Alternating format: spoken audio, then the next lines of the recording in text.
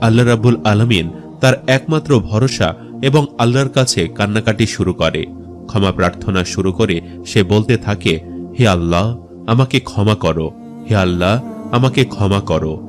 যদি সে একজন নেককার বান্দা হয়, তাহলে তখন তার কাছে হাস্যোজ্জ্বল মুখে দুজন ফেরেশতা আসে, তারা তাকে সান্ত্বনা দিতে থাকে। আর যদি সে খারাপ মানুষ হয়, তাহলে ভয়ঙ্কর চেহারা দুইজন ফেরেশতা এসে তার ভয় আরো বাড়িয়ে দিবে। তারা তাকে ভয়াবহ নির্যাতন করবে। তার উপর কবরের আযাব শুরু হয়ে যাবে। কবরের আযাব সম্পর্কে হাদিস থেকে জানা যায়, কাফের, মুনাফিক ও পাপিষ্ঠ ব্যক্তিদের যখন কবরে জিজ্ঞাসা করা হবে, ওই ব্যক্তির ব্যাপারে তুমি কি জানো, সে বলবে, আমি কিছুই জানি না। লোকজনের মুখ থেকে যা শুনেছি আমিও তাই বলতাম। তখন তাকে লোহার হাতুড়িতে পেটানো হবে।